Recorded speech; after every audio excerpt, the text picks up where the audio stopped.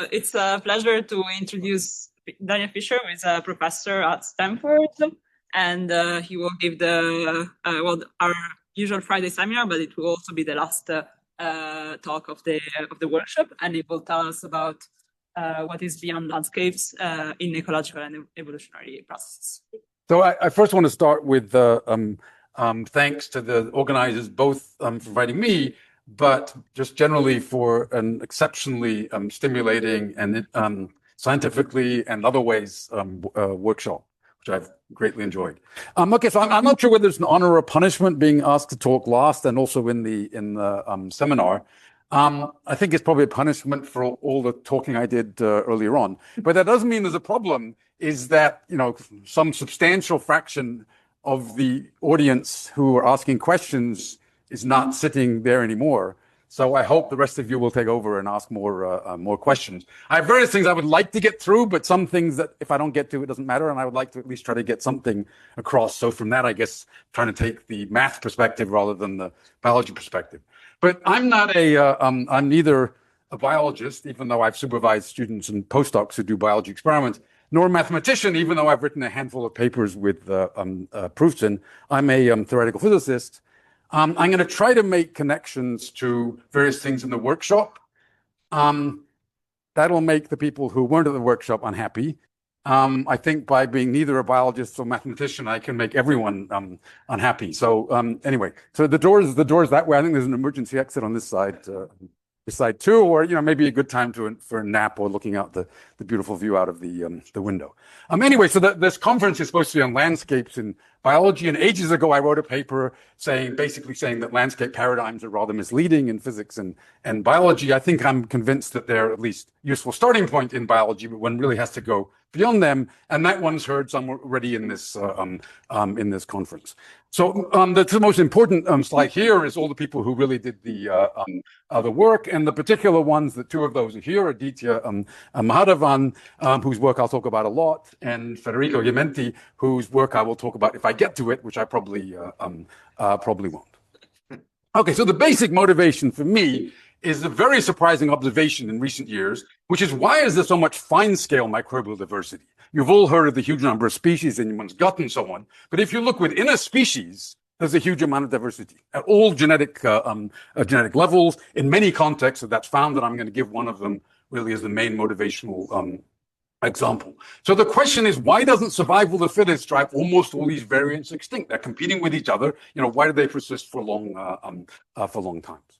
So I'm going to say just very briefly some motivational data, and then generally talk about high-dimensional biology and questions, and then the main meat of it is the simple models of eco-evo dynamics. And I really want to couple together the ecology and the evolution here. And part of the goal of this is what shouldn't one be surprised by? Right? If you have some really surprising biological phenomena, but sort of simple models maybe that have vague flavor of the biology and can show a phenomenon like that, then you can say, okay, that's really maybe not that surprising, and you can move on to something else. So unfortunately, I haven't moved on yet. Okay, so their motivation is one species. This happens to be, when I first learned about global warming and the effects of humans on the atmosphere, the species that dominated the changes in the atmosphere hadn't been discovered yet. Okay, and there's a little tiny bacterium which fixes carbon. It's, I bet by this point, only the second most effective species in changing the atmosphere, called Prochlorococcum. There are rather a lot of them, quite a few Avogadro's numbers of them. They're globally mixed over 100 years in the ocean, which means that they're sort of, physicists' ideal on evolutionary timescales, sort of acts like it's maybe roughly, naively, one population. So recently, and this is the work of Alana and Gabriel, they've looked at a lot of single cell genomes. Somebody looked by Kashtan and collaborators, and you find these then on all genetic scales. On the left are all the Prochlorococcus, and these are the genetic distances between two cells. And those genetic distances then large, you see structure over there. Those are really species within this genus. Then if you look at one of them, which is by far the most abundant, the highlight 2, you see there isn't very much structure. They're all kind of similar distances apart, which is actually what your genomes would look like. If you pick random genomes from you and measure distance between them, one will get something vaguely like, look, this. But then within that, there are these sort of clusters of things that are more closely related, all the way down to ones rather amazingly, if you take a bucket of water and pick 100 cells out of it, the closest relatives have been found had a common ancestor of 100 or 1,000 years ago, which is about the same scale as the global mixing of the oceans. Okay. There are little ecological distinctions or geographical correlations found. So how can such extensive diversity continually evolve and persist? And the range of timescales here is 1 day for the growth and division, the generation time, up to tens of millions of years. So it's a very big range, has to be evolving, somehow diversifying, presumably variants going extinct and so on for a very long time. Okay. So that's the basic motivation. Are those the distances across the whole genome? Yeah. I don't see. He's allowed to answer questions that people ask. I don't know if he's allowed to ask questions, but it's a great start. I'm glad someone has started asking questions. Okay. Thank you, Aditya. Okay. So the biology in high dimensions. Okay. So what is the high dimensional space? There's both the sort of internal dimension of the cell. So I call this sort of the molecular phenotype, all the properties of all the proteins, what they stick to, how they stick to each other, all the catalytic things, how they don't stick to each other, all kinds of things. That's very high dimension, even in a simple cell like a Procalococcus. So that molecular phenotype gives the properties of the organism, and the properties of the organism that matter are all the ways that it interacts with its environment, both how it's affected by its environment and how it affects its environment. Okay? And then there's the space of the environment, which at the very least is the number of chemicals in the environment that it produces and matter, or that affect it might eat, and so on. So the basic starting point is that all the complexities, the biology, the ecology, and most particularly evolutionary history, that's the most important part, mean that the differences in fitness, comes to whatever that means, growth rates, how they depend on the environment, how they couple to other biology, everything is conditional. If something was always beneficial, it would have arisen in this big population ages ago, swept through, and it wouldn't be something which would be changing and continually evolving. So that means that everything's conditional. It sums of positive and negative terms. And so, the first refuge of scoundrelous statistical mechanics is to assume everything's random if it sums of a lot of positive and negative things. Okay? But the crucial thing is this: nothing is unconditionally beneficial. Okay, so the toy models, we approximate the complexity by the randomness, and we hope there's some universality in high dimensions, and particularly want to think about phases, and I want to think about ecological evolutionary phases, the kind of behaviors that can happen. I don't want universality in a strict sense. I can take something and apply it to the biology, but I want it at least on the kind of things that exist and sort of robust, if I can make a convincing case that they're robust. Okay, so the basic questions, there's things that are simple as conditions, a well-mixed environment, everyone competing everyone, no temporal variations, except those caused by the biology in the system. Okay. Then the first question is, can weak ecological feedback, so slight changes in the environment caused by the organisms, can that make evolution continue even without diversity, even if I just had one clone, but that was evolving? Then can ecological communities evolve high diversity? Can it do this by small effect mutations, or does it need big changes? Can evolution diversification continue indefinitely, whatever one means by that? How much complexity is enough to get some of the things I'll talk about? And then the last one, which is really for the theorists, if you're going to try to make a random ensemble that's going to describe the fitness landscape of a protein or some properties of organism, the ecological interactions, that ensemble should be an ensemble which was conditioned on prior evolution. So I'm going to get to a little bit on that. That's the one bit I would like to get to. Okay. So we're going to build up the difficulties. We really would like evolution, ecology, and diversity, and then actually put in migration. So we do have some spatial structure, some mixing. But first, I'm going to talk about just the evolution and the ecology with no diversity. Okay. When we talk about just the evolution in a complex fitness landscape, that's what we've heard a lot about. Then bring in the ecology. They become fitness snowscapes that you affect as you move around in them. Then we'll bring in just the ecology throughout the evolution for the time, but think about diverse populations, lots of Volterra models that we've heard some things about already. Then try to combine them together when look at the eco-evo dynamics. And the bit I probably won't get to is putting all of these things together and thinking about spatiotemporal chaos. Okay, so the simplest, phenotypic evolution in a fixed landscape. Okay, so we work with a phenotype because that's the thing that couples the ecology. Okay, the genes code for that, but that's the important thing. I'm assuming this is d-dimensional, some high-dimensional phenotype, which you could think of as really this molecular one representing everything in the cell. Okay. So this idealized and simplest, if the conditions are really fixed, the biology is not affecting the conditions, then I've got a fixed environment and I have some fitness landscape, which nobody's going to object if I assume that's a complex landscape. Here I'm going to make it really simple. I'm going to assume I have only one genotype, one genetic sequence, one phenotype most of the time. Occasionally mutation comes in. It changes X by a small amount. The selection is fast. So the mutation, if it's good, better, takes over before the next mutation. And then the evolution is approximately just deterministically uphill on this random fitness landscape. Okay, so the crude model, just gradient descent. Biologists being optimistic, things go up, rather than physicists, things go down. Okay, so dynamics in high-dimensional landscape. Okay, so this I say most people will have seen it just to give a flavor. So if I have exponentially many maxima, but of course the settle points will control which maximum things go towards, right? Depending on which way around I go around that settle, I'll go somewhere different.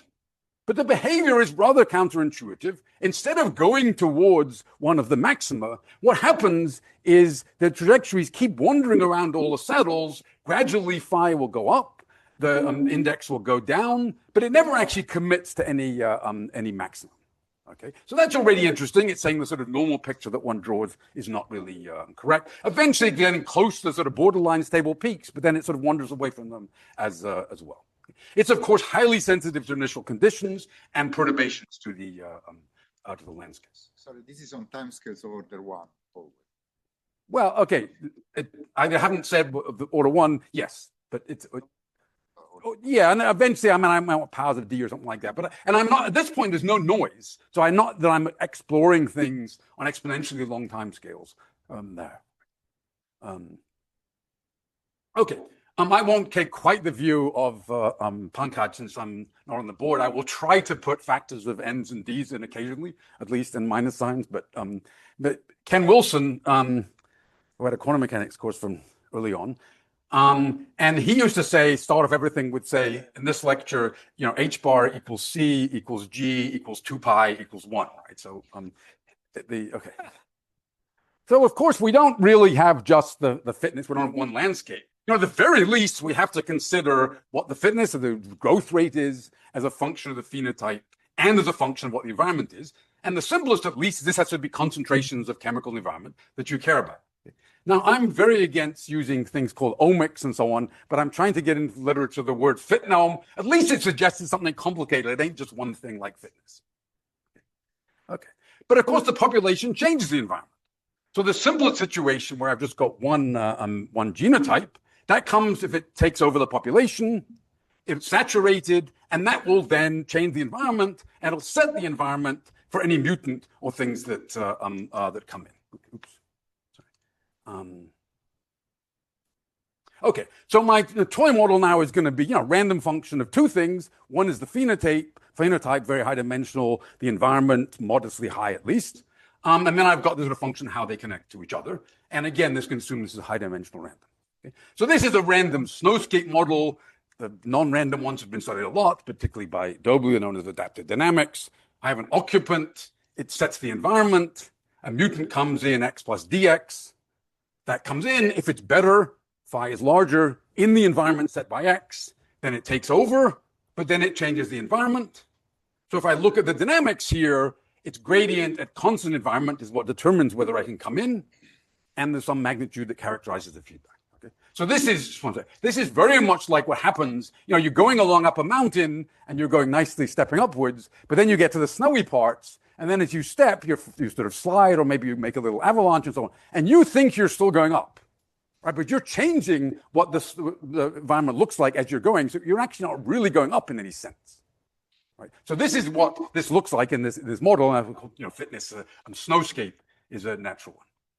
When you say environment, what do you exactly mean? Is it like kind of resource concentration, or? Sorry? So when you say environment in your model, any chemicals that it cares about. So particularly if it's resources, things that it eats, but it could be other chemicals that poison it. It can be all kinds of things in the environment.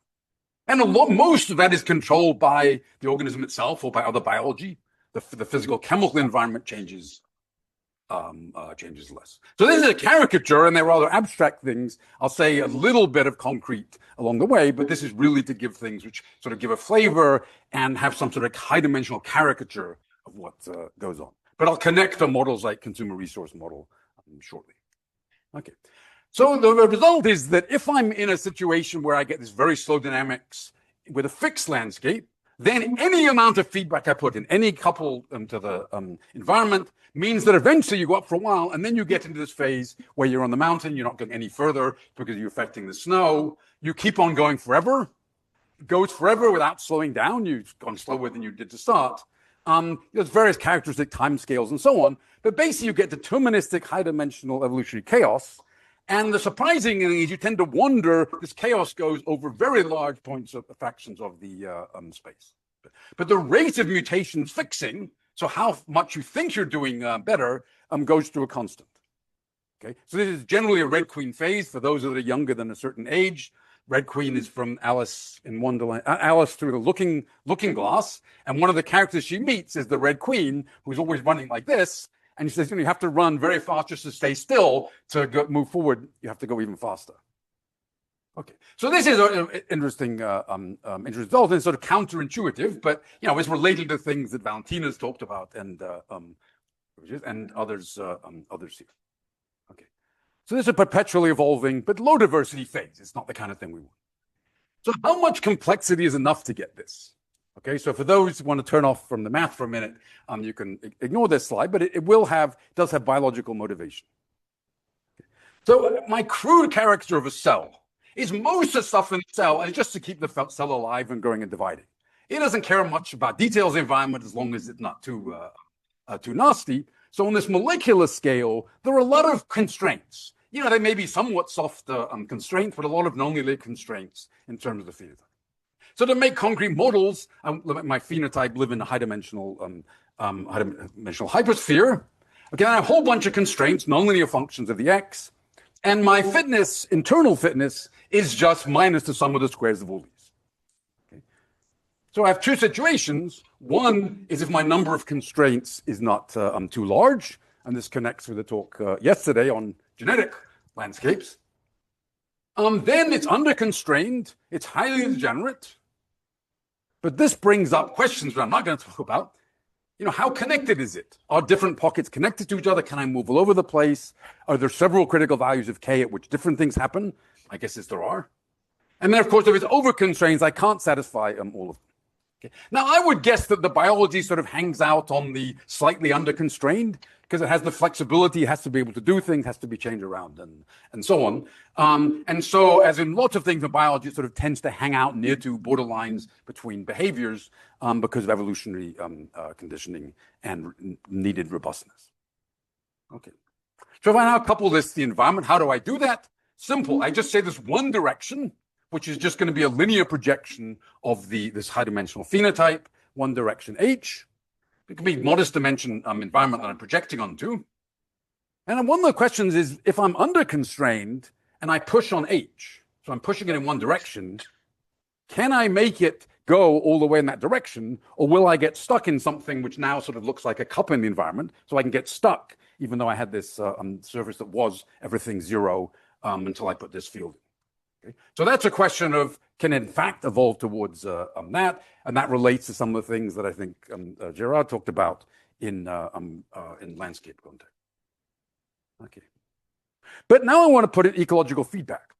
So the ecological feedback says that this direction, which is best, changes slightly with the phenotype.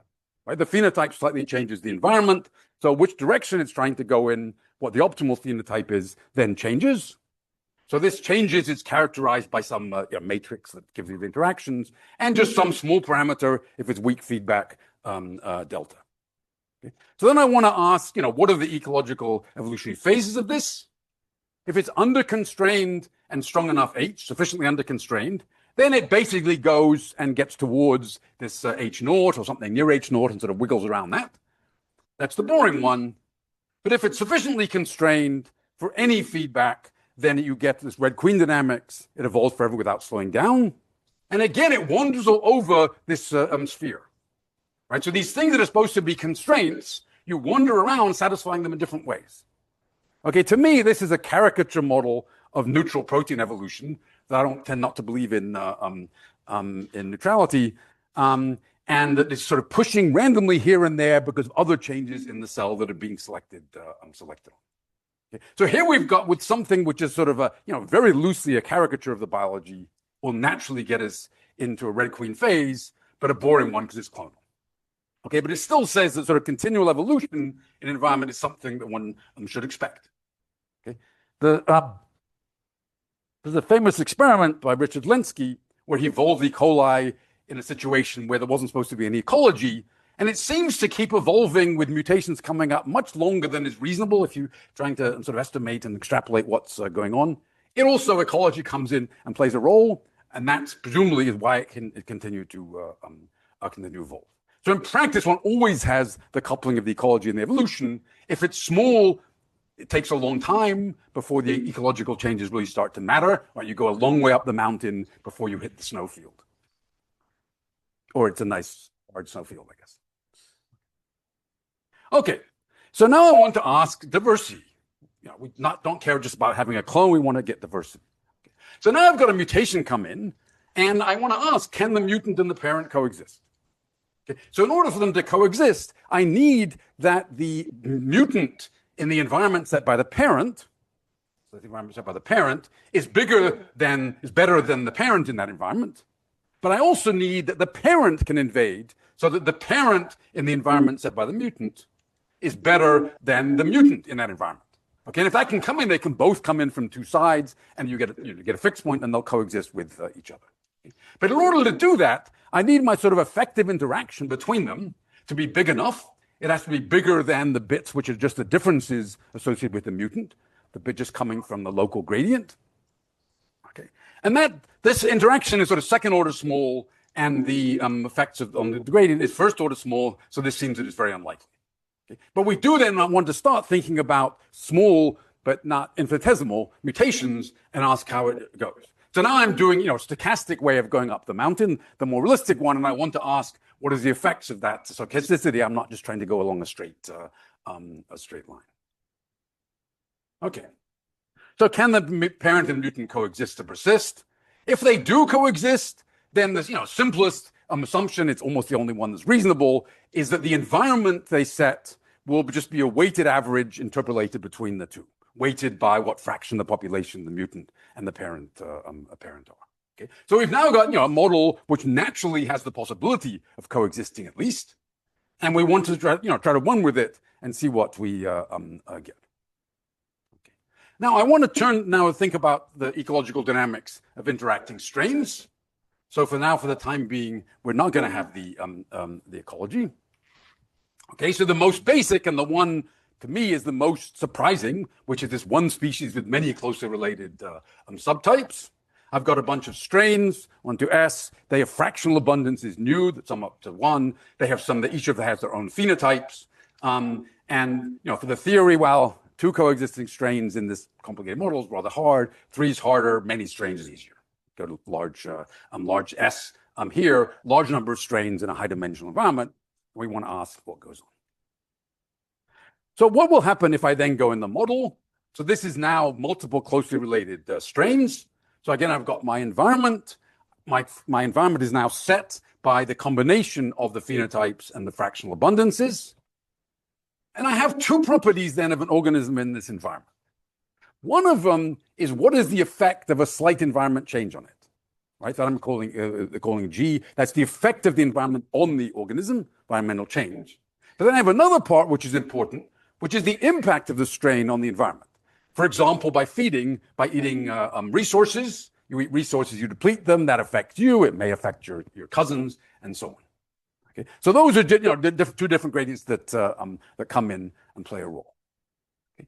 So if I kind of expand about some local point, what my phenome looks like then for one strain I here is there's one part which is just a function of I, that's the sort of underlying landscape, if you like. And then there's the part which is to do with the interactions. Now, the little phi is mainly dominated by things going on inside the cell. It can be other things in a way it couples to the environment, sort of reference environment as well. But the second term that comes in, it involves the change in the environment averaging over all, weighted average over all the other strains, and then how it's affected by it here, G. And you notice if I take this inside here, this looks exactly like a Lotka-Volterra model. There's something which is linear in. So now, Lotka-Volterra model, some of you know, some of you don't. So I'll come to those, and this is the pure ecology part. We'll shortly come back to looking at these high-dimensional environments. But I want to now ask, if I get something that's like this, simplified versions of this or whatever, what does that look like from the ecological dynamics? Okay. So these ecological dynamics, I'm going to assume are fast compared to the evolution. They go to a fixed point or limit cycle ever, and then I turn back on the evolution. Okay. So this is sort of the key point. Is kind of Lotka-Volterra interactions, and in fact, even more generally, consumer resource-like things. This is the feeding. This is how much you grow response to that. You notice, by the way, oops, these are sorry.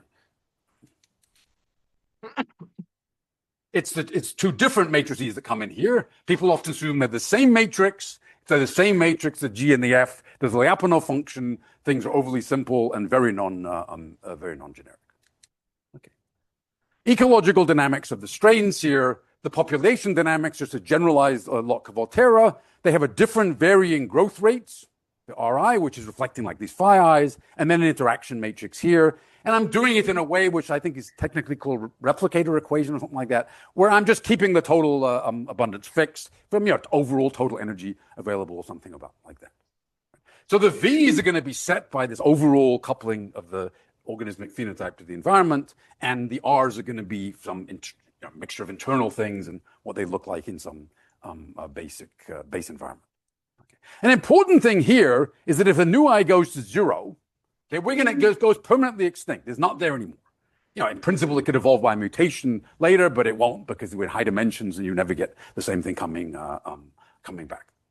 Okay.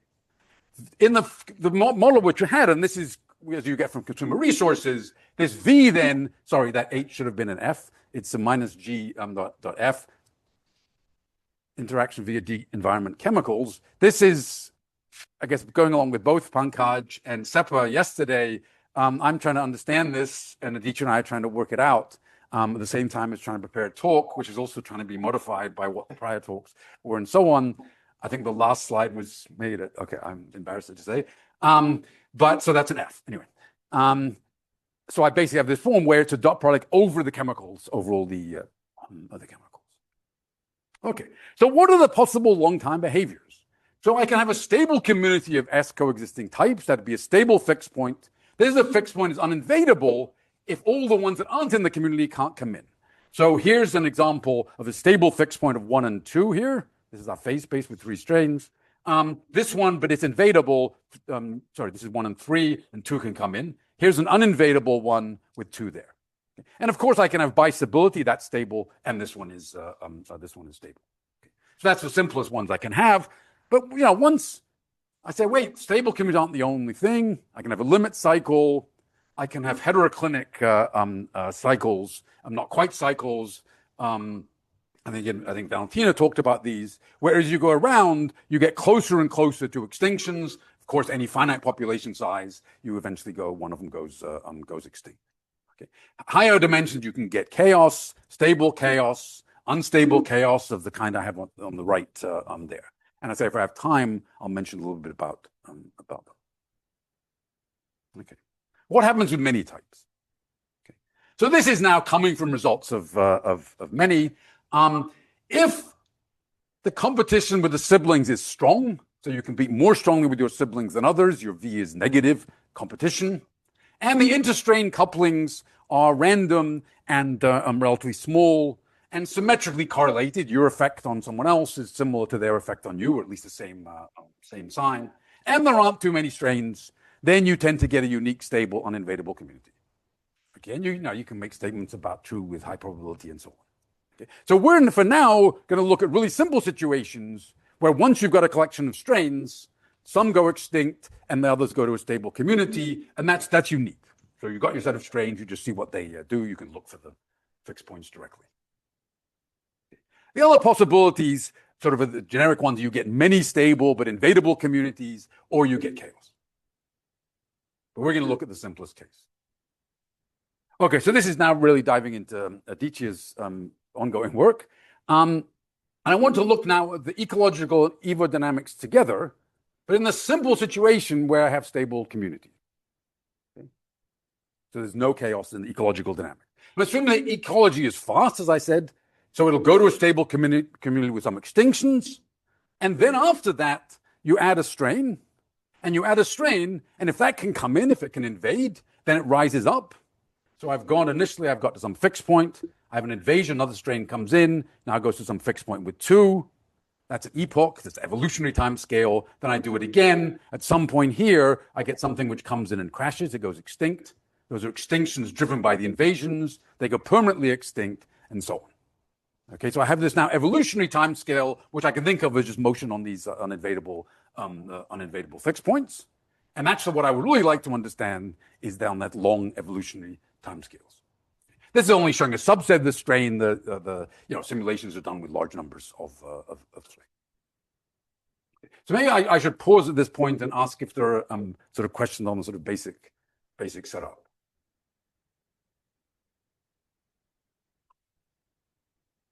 Okay, if I have a question, why should I believe any of this, or that I'm getting anything from it that's generic? I don't know. I'll say something about that. Okay. So if I look at long time scales, and now I'm again only doing a few of the strains. So this is now looking how the strains that came in, they came in, those dots, that's when that strain came in, and then its sort of abundance fluctuates around on this evolutionary time scales. And you notice they all tend to sort of go extinct. Okay? And you see the numbers are very big. This is a very large number of epochs, and this is suggesting this goes to some steady state. Okay? Now there's a nice, exactly solvable model, which is eco and not quite evo. And that's to take a Lotka-Volterra model with a strong competitive interaction with your siblings, random interactions which are independent with others. It happens to be a limit of a generalized consumer resource model. And the ecological dynamics goes to a stable community, unique stable community. But evolution, instead of making small mutants, I'm going to say, let's make it simple. Let's bring an unrelated invader. So something comes into your gut from someone else rather than being a mutation within your gut. So they're bigger effect things that we have. Okay. The evolution, then it comes in and that can drive some extinctions. And what one can show analytically is this goes to a high diversity red queen phase with continual turnover of the strains, as I showed, and initial slowing down, but no later slowing down along the same.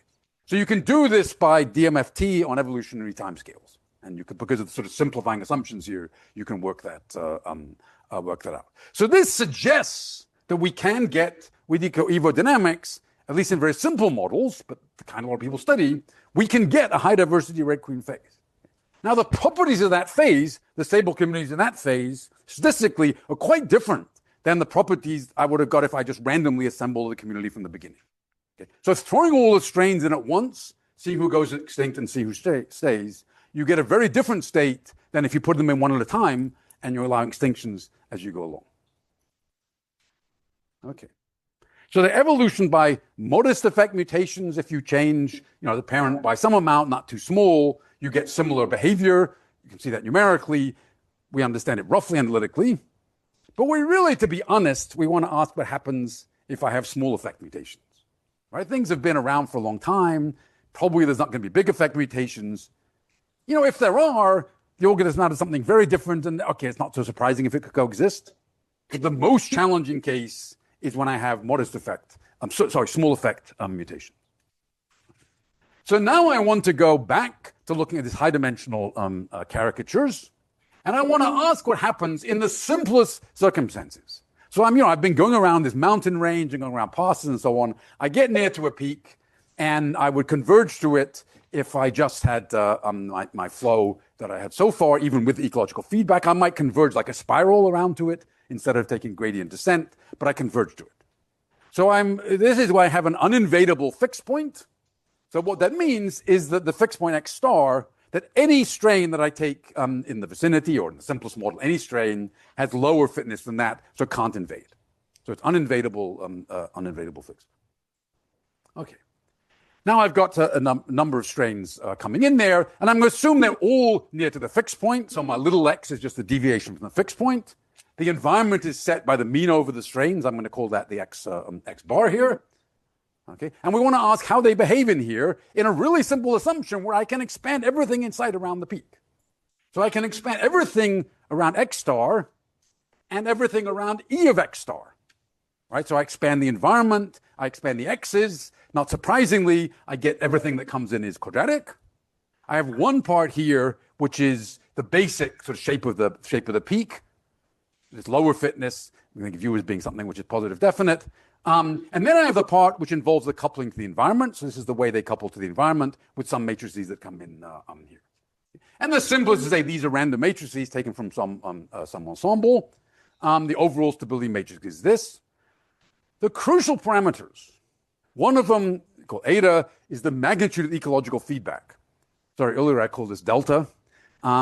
It's the roughly how big by taking, comparing cross derivatives and so on, the effective U is on the environment. Okay? So that'll just come in as a coefficient in front of the second term. Okay? And then there's an important parameter called kappa, which is the fraction of the feedback which is sort of deleterious. So what do I mean by that? So if most of the changes you make to the environment, like by eating things, make the environment worse, okay, then that's kappa positive. If you sort of niche construction, you make the environment better to yourself by making a snow cave or something like that, then kappa would be negative. Okay? So the kappa is the parameter which will determine the symmetry properties roughly in the it's related to things in the Lotka-Volterra model is somewhat analogous to that. So most really one's sort of going to say, okay, probably kappa is mostly positive. Most of the changes to the environment are that you make are bad.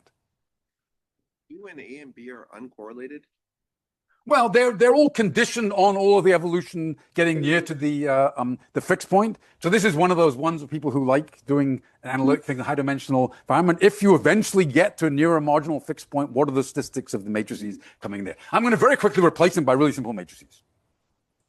Okay. But some of the simulations were done where the matrices were not simple. Okay.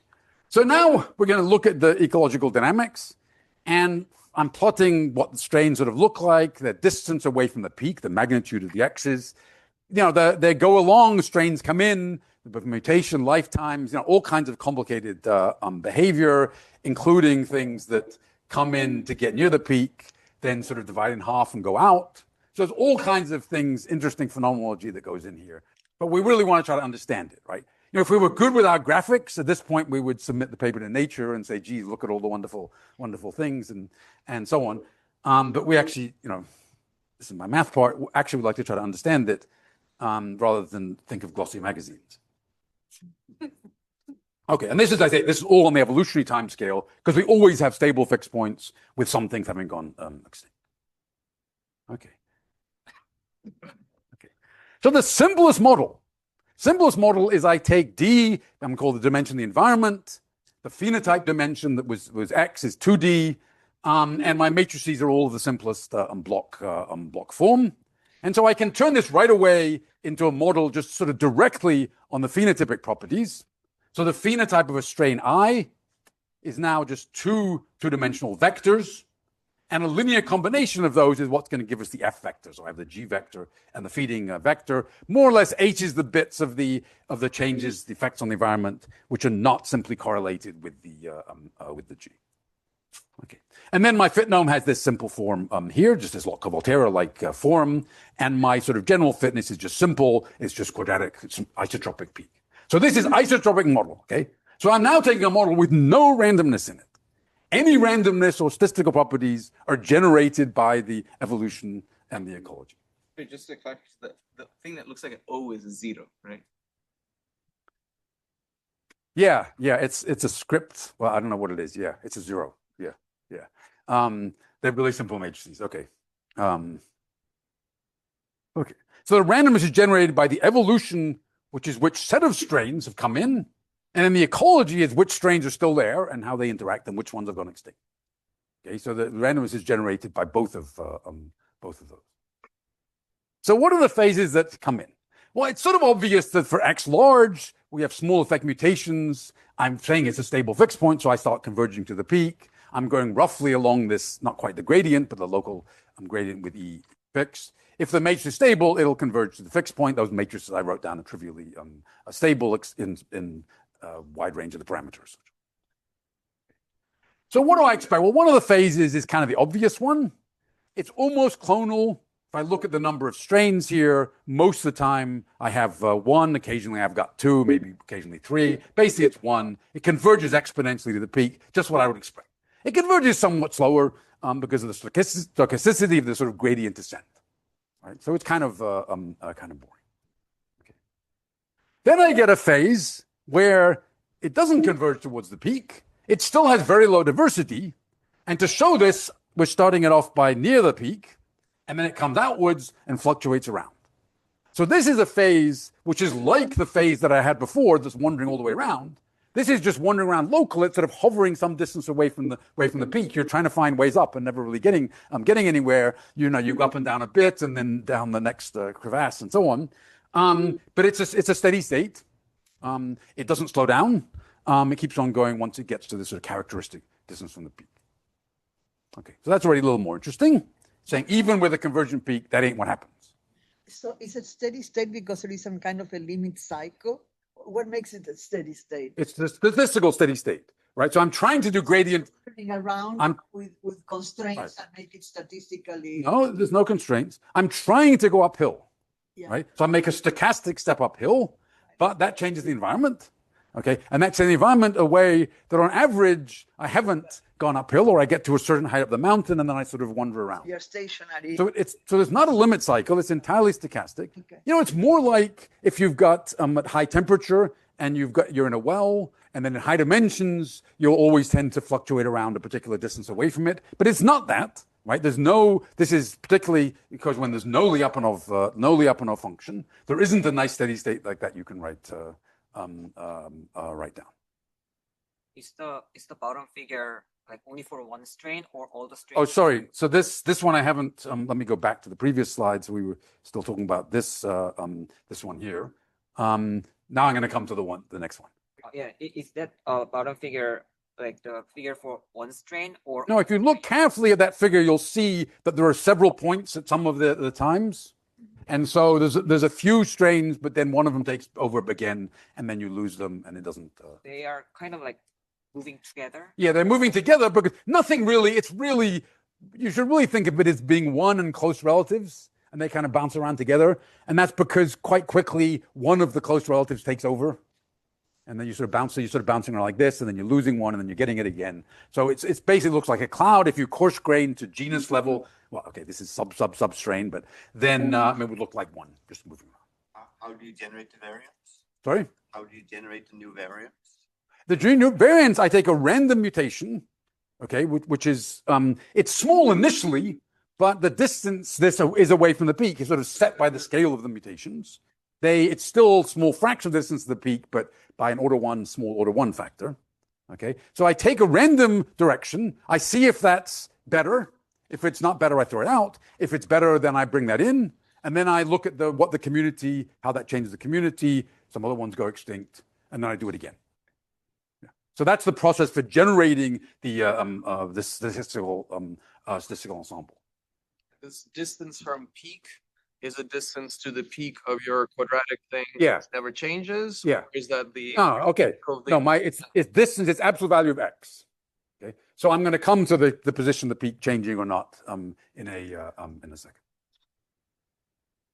Okay, so the first interesting phase, a little more interesting, is where the number of strains gets large. It's extensive in the sense that it's proportional to the dimension of the environment, but they still continually turn over. But they do it slower and slower, and it's kind of boring. They still converge exponentially towards the peak. So this is a convergent, diverse phase. Then the most interesting phase is a diverse red queen phase. Again, the number of strains is proportional to the dimension of the environment. It goes towards the peak initially, then fluctuates around the peak. In answer to Mikhail's question, the bottom one is showing the community average, which is related to the where the actual parent peak is now. Okay, this is with your snow blindness, and you don't see quite where the peak is. So this is the really interesting phase, which you would like to try to understand, and I'll show some videos which give a sense of it in a minute. Okay, so what is the phase diagram? We've got these two parameters. One is kappa. It is the strength of the feedback. Kappa is the sort of symmetry parameter, sort of efficiency of metabolism parameter, if you like. When kappa is equal to 1, there's a Lyapunov function. All that can happen is you converge towards the peak. Similarly, at kappa equals -1, in one case diverse, in one case not. Okay. Then there's a whole regime, big regime, where you get the red queen non-diverse. And then there's this wedge in between, which is the most interesting one. It's an intermediate phase, which makes it hard to understand, hard to analyze, in which you get this red queen diverse phase. Okay. And this behavior is very similar if you do the random model with random matrices, instead of this really simple isotropic model. But there's an additional phase where it comes in towards the peak, branches, and goes running out. That's called, evolutionary branching or something. So Michael Dobley, in particular, has studied that a lot. But in the simple isotropic model, we don't get that. Okay. There's a sharp transition where it diversifies, going through from the red queen non-diverse to the diverse. This is the number of strains versus the kappa. Sorry, the kappa's dropped for different D. So this is just for those of you who need convincing that there's a transition and that these are sharp phases. So now I want to come to things which I hope will be sort of interesting and maybe somewhat explanatory, which is sort of a geometrical picture of what's going on. Okay, so I've got my phenotype in this 2D dimensional space. My feeding is coming from this. If I have a condition for the coexistence, and this is the important one, condition for the coexistence, which is that for all of the strains, if I just take the distance away from a center E, okay, that has to be the same. Okay, so they all have to lie on some hypersphere that's somewhat displaced from the x equals 0. And anything which is outside of that, it's worse, it's lower down the mountain, it can't invade, it goes extinct. Okay. The evolution then is I bring in a mutant. The mutant has to be slightly inside the sphere, but then, because the ecology, the sphere adjusts slightly to an E prime, the radius of it will adjust slightly to R prime, and all the ones that are left have to be either on the new sphere or outside of it. Outside, it go extinct, the ones in the sphere make the new community. And then I've got new abundances from inverting a matrix. Now, the crucial thing, which is how much does the environment change, okay? And that's given by what the feeding vectors are, and I have to solve the new abundances and do this sort of self-consistently. So it's a weighted average of the Fs, tells me where the new center is. Okay.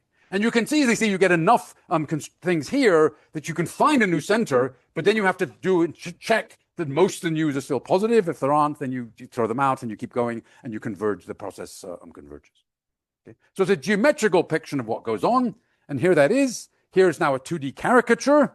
So you've now got 3 strains which are coexisting. They're all the same distance away from a slightly off-center circle.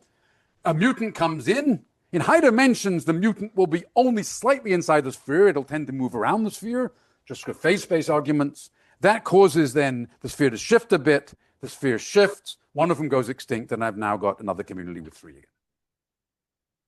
Okay. So we wanted to be able to try to understand this in large dimensions. Okay, so now here's where we see if a movie actually works. So this is a movie. It's a projection onto 2 dimensions of high-dimensional simulations of aditya's. And we're starting far away from the center. The size of the dots is their fractional abundance, the news. And if you, this is the hard thing, seems to be to stop it. Yeah, okay. It comes in, initially it comes in, let me go back.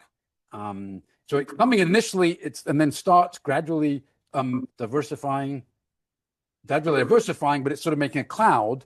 But then the crucial bit is what happens later. It sort of makes a cloud, it spreads out around, and this corresponds to the E, the environment being almost right at what you thought the peak was initially. So it sort of self-tunes itself to spread all the way around out as diverse phase. Now you could say, well, how do I know this is a steady state? Because I can do it starting closer. And here's now one guy, everything's trying to invade, but it basically is controlling things. It doesn't matter for a while. Eventually, it does this and then starts coming out and converges to the same state we had before. So this is really a stable phase, and a very interesting one that, say, we're in the process of trying to understand. Now I want to go to the part which is a lot of the conference, which is the coupling to other things which people, I guess the most things that have ever been written that aren't about spin glasses or about random matrices. So now with the law of alteromorphic interactions, it's given by this combination here, this outer product of the G's and the F's, okay? And then that together with the phi's gives me the nu. Okay. So a crude approximation is to say, let me take the G of F's, so they're all in the sphere, basically I think I'm Gaussian random with high dimensions with the radius coming in here, and to say that all of the correlations are generated by the phylogeny. They're generated by, the births and deaths, how big those steps are, and the which is basically all the same because the size of the mutations, high dimensions. And then some go extinct. So I've got a phylogeny, which I'll show in a minute, and a crude approximation is to say this is Gaussian random generated by that. Okay. And this is roughly true. And the reason it's sort of roughly true is that there are d squared elements of this matrix, but the conditioning from the evolution, loosely speaking, is only d conditionings. There's of order d strains. It's not really because it's evolving for a long time. You have to try to convince yourself that long time things doesn't change it. Okay? So the conjecture is that the conditioning on the coexistence and the extinctions and so on gives only small corrections to most of the elements. But what it does is it pulls out a eigenvalue that goes negative. Okay, so this is the eco-evo, BBP transition, I suppose. And this is an absolutely crucial part in stopping it converging towards the peak. We're trying to figure out what a sort of interpretation of that is biologically.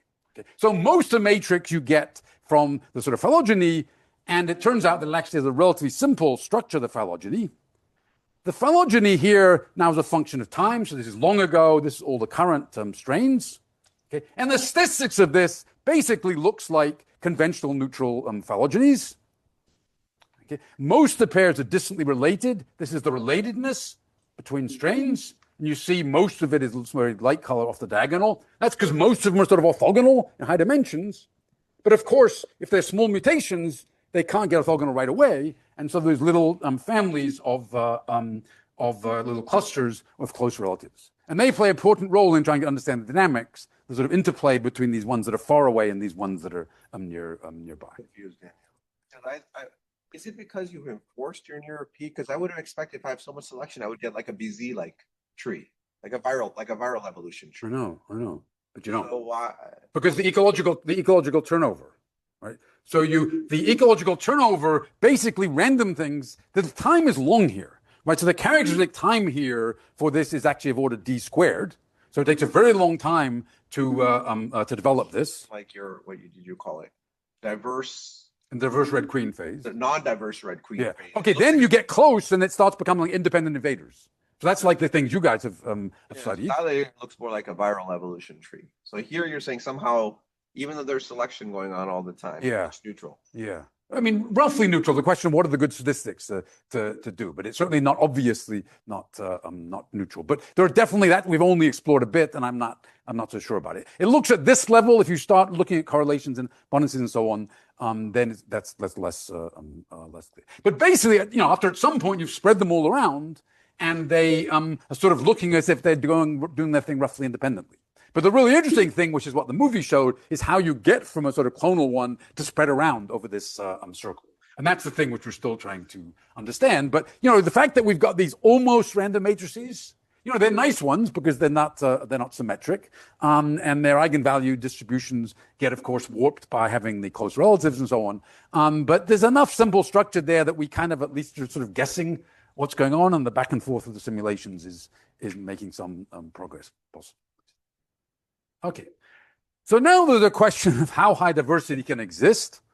Here we've seen our environment, basically like D chemicals, not just resources, other chemicals too. And then for a long time, the maximum stable community size is less than D. And typically you get some fraction of D. Okay, and the interaction matrix is rank D, and that's the reason you can't get more than that. So a big question is, can stable communities continually evolve with much higher diversity? And one would like something like, in modern Hopfield models, where the number of coexisting strains is exponential in the dimension.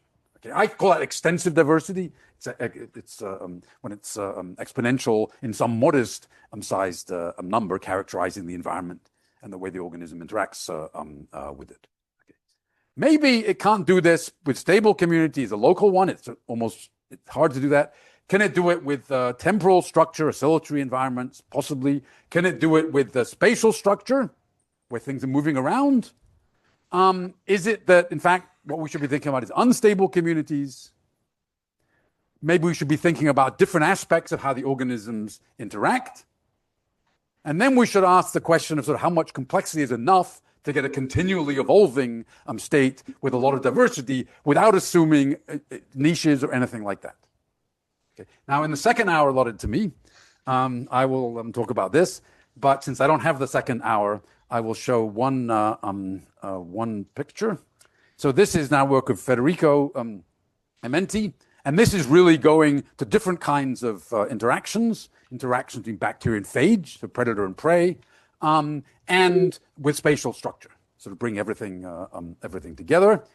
Here, if you look locally, the dynamics is sort of kill the winner. Things grow. If they come up, the phages that like them knock them back down again. The phages come up, then bacteria resistant to those phages come up, and so on. And you get this chaotic state, which we'll understand in some partially exactly solvable model. And a crucial thing about it, this is Bloom and bust. Unfortunately, if you turn on, go away from this special case, you get wild fluctuations to extinctions. But if you add migration with just local interactions with diffusive motion, you can stabilize a diverse spatiotemporally chaotic phase. Okay, so now we have a generalized Lotka-Volterra model, many very similar bacteria interacting with many very similar phages. And this is just a picture of what the dynamics looks like looking at one strain. And here the space is on the vertical and the time is on the horizontal. And you can see it sort of evolves through the characteristic patterns. There are wild fluctuations in the abundances.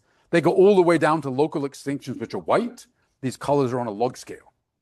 Now, the crucial thing, and what makes this work, and this is where the DMFT things don't come in, is each strain feels a random environment caused by all the others, spatiotemporally random environment caused by all the others, but that's specially tuned by the self-consistency. And it's specially tuned just in the way that not so many things go extinct. This phase is very stable. It's exponentially stable in the size of the system, even in one dimension. Okay. What happens when you evolve it? We don't know yet. We know in sort of high dimensions, high spatial dimensions, this will evolve to get more and more diverse. In one dimension, it seems that you try to evolve it and the diversity loses, but in two dimensions, it seems the diversity increases.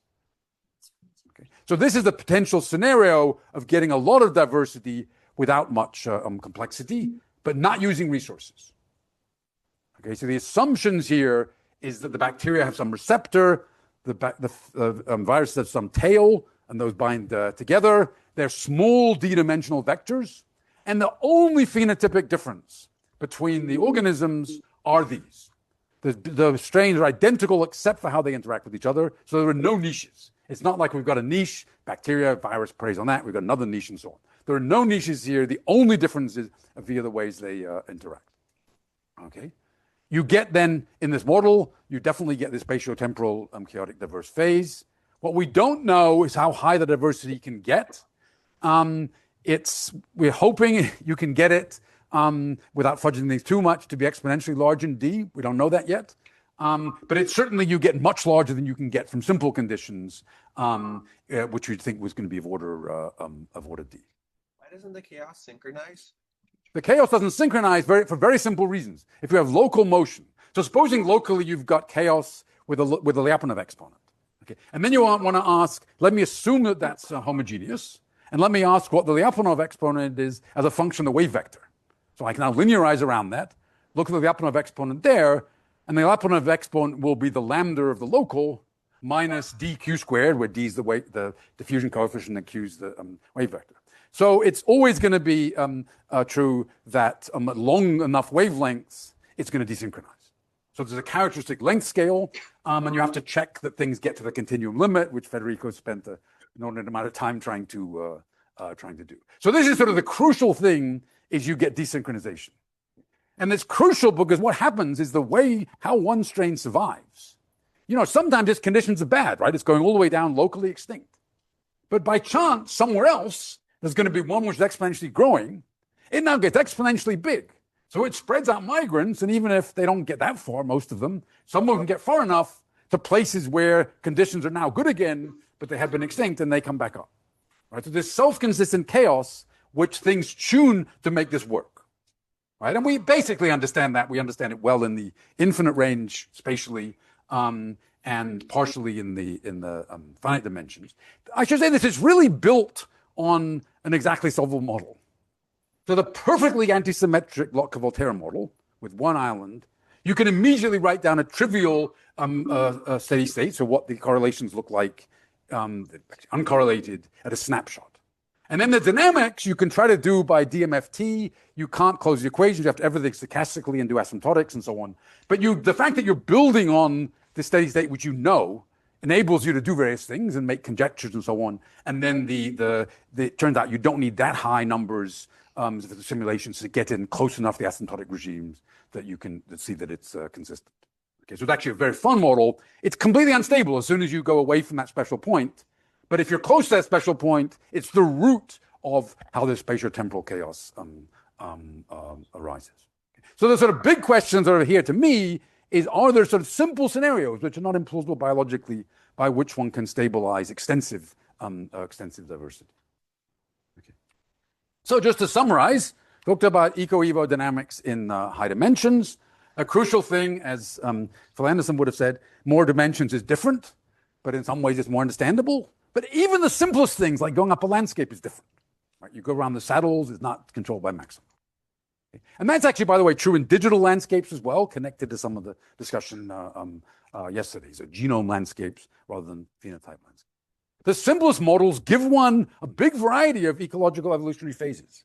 Okay? Some of them we understand, some we're working on. There are surely others. The ones with the continual evolution and diversification appear. They're intermediate phases often. So to me, this makes it less surprising. From simple models, a bacteriophagous one for the ocean, mixing around is not unreasonable, which give you qualitatively a phenomenon of a lot of continual evolution and diversification. Whether that has any essence of the biology, correctly in it, it certainly suggests things to try to look at. But it's hard, because most of the time you can just do snapshots. Can interaction via chemicals in the environment give high diversity? That we don't yet know. Spatial structure doesn't do it right away, at least in the simplest things. Bacteriophage, we've shown that you can. Big question is, can it be extensive diversity? But the crucial thing here, and I say one of the messages for all of the mathematicians and statistical physicists, is everything is crucially conditioned on the evolutionary history. Right? And things conditioned on evolutionary history look different. We only see things that are incredibly successful. Right? Things that are incredibly successful look different. One thing they look as if they were doing things to make them evolve better in the future, like having sex. It's bad for now, but in the future it was good, but you can't evolve for that. Of course you can't. But conditioned on success, it can look like it was doing these things that were good for the future. Right? So this is true of protein landscapes, it's true of everything, is one really has to think about that conditioning on the evolutionary history. And of course, in cases like proteins where you've got huge amount of phylogenetic information, that's really giving you that. This diverse red queen phase, you can say, it's an intermediate phase, okay. I would say conditional long-term evolutionary success. This is what we should expect. Because any species that doesn't keep enough diversity and sort of enough moving around and changing environments and so on is going to go extinct when things change a lot. So for long-term evolutionary success, I would say it'll be much more likely as if it was in this kind of diverse red queen phase. Okay, Pankaj doesn't believe it. That's good. I would get really worried if Pankaj was nodding his head.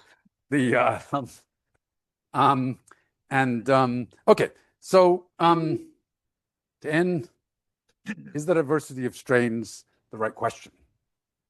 Okay, so this is where sex raises its ugly head, which I'm happy to discuss privately. So, okay, thank you.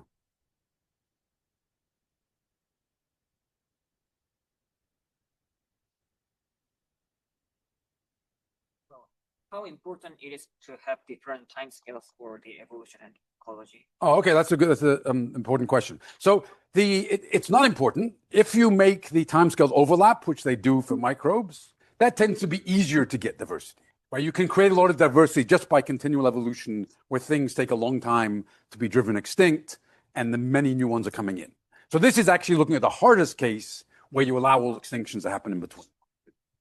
It gets complicated when you've got space and other so on things, and how you coarse grain and think close relatives as to whether that's a good approximation or not in practice. But it's the hardest case, and I should have said that.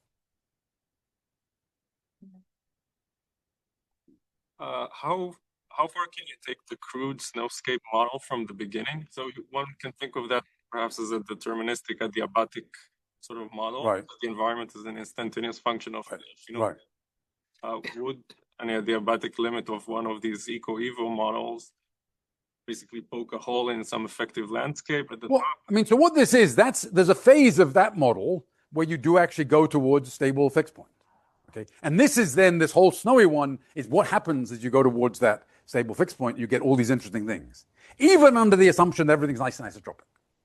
Okay, and say qualitatively and semi-quantitatively, it seems to be very similar if it's a random one. What we would like to understand, everything is very localized, right? What we would like to understand is, if I go in the phase where I've got this clonal red queen going around, can I still diversify in that in a stable way, and then keep moving around and maybe separating and so on? That's much harder to analyze. I think for that we'll have to reduce to a collaboration with Pankaj's group on doing simulations. He didn't shake his head. Okay, but I think that's that's one of the really interesting questions, because this one near the peak is the most boring, but it's also the least likely to have interesting things, and they come out anyway. It in fact tends to push out further away from the peak in a way that you say, wait a minute, this expansion around the peak was not really sensible, because I should be around marginal peaks and so on. So clearly other things that can happen, but we don't know how easily you can get a sort of whole evolving cloud that keeps moving around, or maybe splits very far apart and so on. Okay. Maybe one last question. When you look at the interaction matrices after all the evolution, right, have you thought about using them to make predictions for what the observed interaction matrices are? And do they look like things that ecologists have sort of posited before, like hierarchies or trade-offs? Yeah, so within species, I'm sort of skeptical about trade-offs. People assume they're rigid. Anytime you try to measure them, you find they're not, right? No, I mean, this is not at all realistic, right? We've not put in cross-feeding and so on. The assumption, and it's because that's the most challenging to understand diversity, is where they're all closely enough related, right? Doing the bacteriophage that's a feeding model, right? So we put that in with two different variants, and one can similarly try to do it by putting in some other structure. But the more you do that, the more assumptions you have, the more parameters, and the less understanding you have, right? So we really want to sort of divide it up and understand the different bits, and then try to put them together, and then try to convince ourselves that with at least some range of parameters and models, it's relatively robust. Okay, but this is certainly not meant to be a description of nature. Surprisingly, it does give you very broad distributions of abundances, which are not understood ecologically why you get that. But here, if you take a snapshot, the abundances of these strains are distributed on a log scale, and which is the kind of thing that's seen. But I don't think this is the right explanation for it. But we don't understand that. So clearly, one can put in more structure, and maybe this will motivate people to look at models with a bit more structure, but some of the similar features, see whether they emerge. Okay. Thank you again.